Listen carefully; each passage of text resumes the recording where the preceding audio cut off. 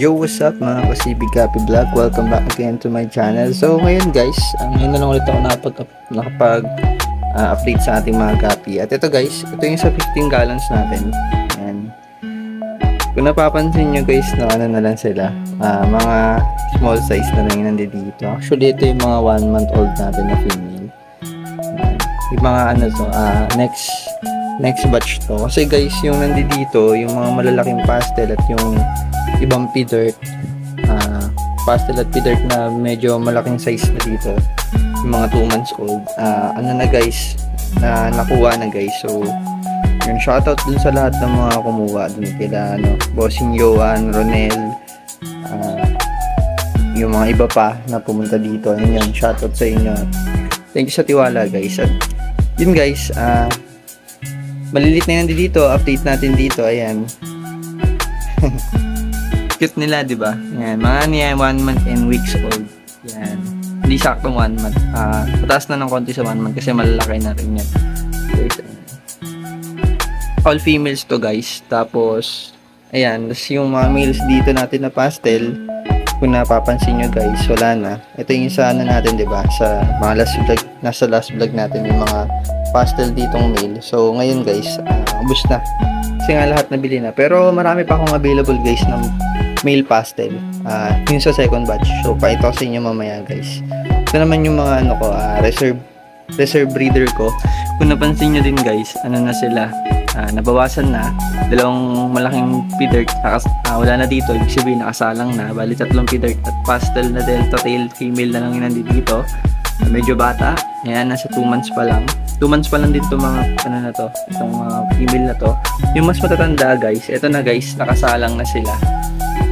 Ayan guys. So nag-reset na rin ako dito guys sa mga slot natin, sa mga tank natin dito sa slot.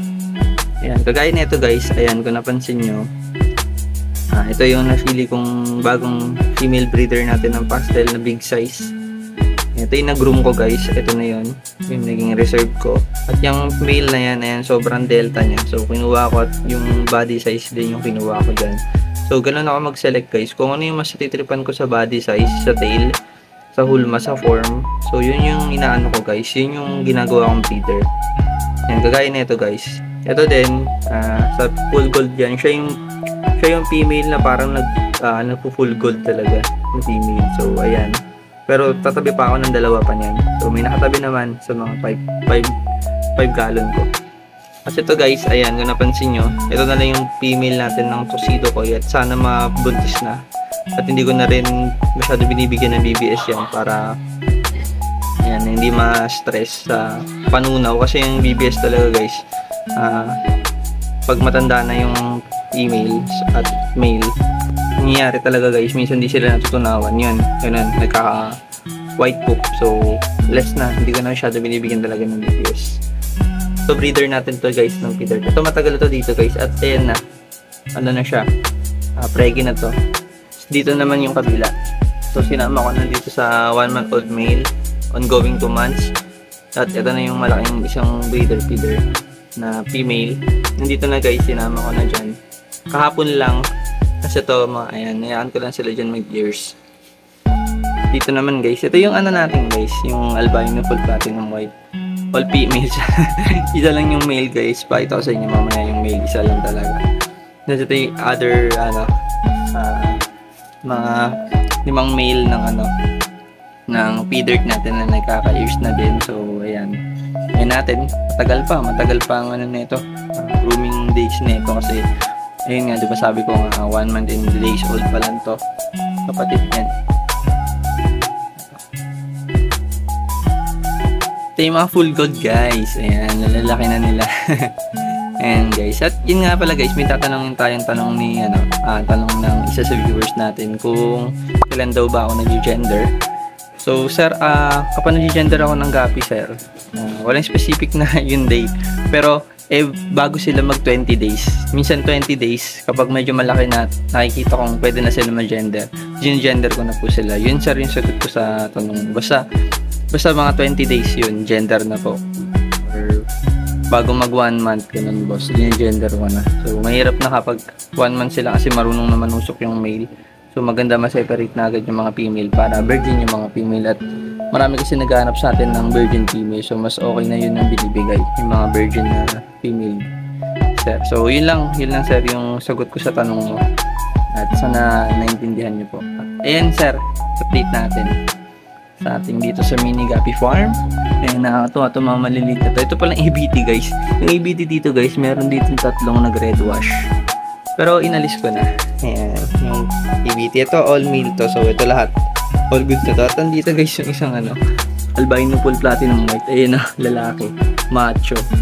Siya yung nag-iisa dito na albino full platinum white. So nilagay ko na dito sa male ng ABT para matutukan ko ng BBS at di siya manusok ng female niya kasi maliliit ko yung mga female kasi yung mga female kita yung ba guys yan. At ito yung ongoing 1 month lalaki na. Ito sir, ito yung ginender ko. Yan, 20 days sila ginender ko, ongoing na to. Ongoing na ng 1 month old. At meron ako nakitang namumula pa sa batch nila. So tatanggalin ko na yan. Lalagay ko na dun sa mga kapatid ng lalaki na gender ko. So may namumula pa dito ng mga 1, 2, 3, 4. 4 pa na namumula. So alisin ko. Laki ng 1 month. Ang laki ng ongoing 1 month ko. Pero mo sir. Kulay labas na labas yung kulay. Ayun diba? May pulang-pula. So alisin ko yan dyan guys.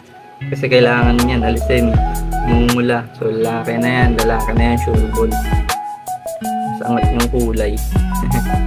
Tapos dito din may ongoing 1 month din dito guys Ito guys ito yung sa last batch ng ating sa last batch ng ating last breeder na big mama na feeder na in-out ko na.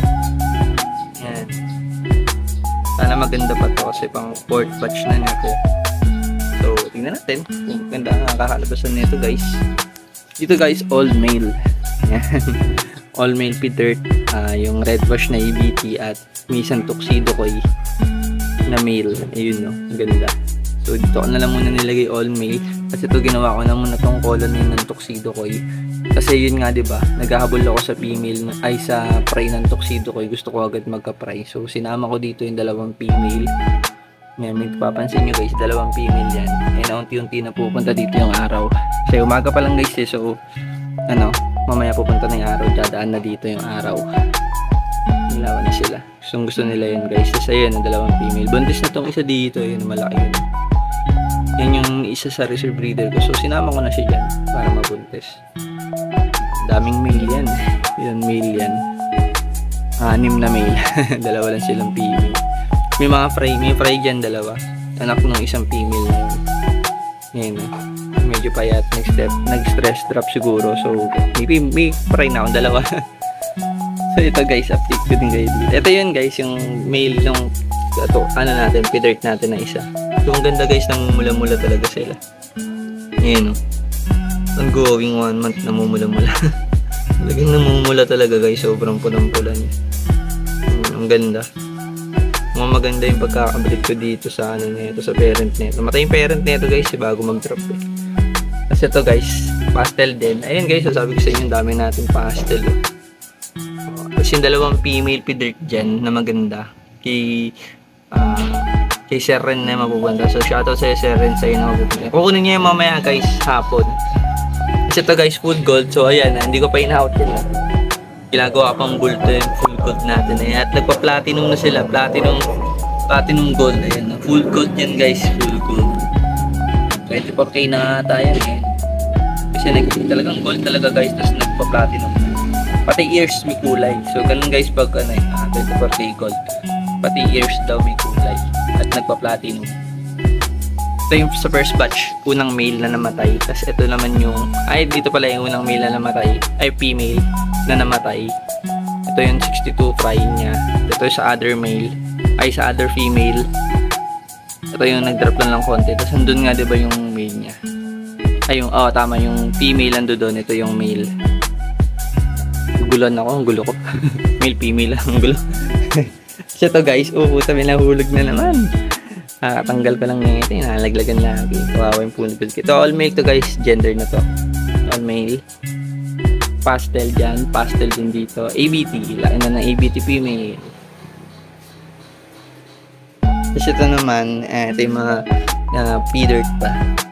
So ito hindi ko alam kung may maganda ba dito or kal na. Basta pinagsasama ko na lang din sila dito, female yan. Tapos may other ABT pa dito. Ang tutulin. Ang tutulin nga na ito naman to. So, yun lang guys, yun na yung update natin dito sa CB Happy Vlog, sa CB farm ko dito sa akin, mini farm. At yun lang guys, update na lang guys sa susunod na video natin. At sana nagustuhan nyo yung update natin sa ating mga gapi na naglalakihan na dito. At shoutout to sa lahat ng mga umorder. Inubos nyo yung ating mga pastel at mga pang-out. And ayun guys, thank you sa panonood. And please subscribe my channel guys. At yan, kita tayo sa next vlog.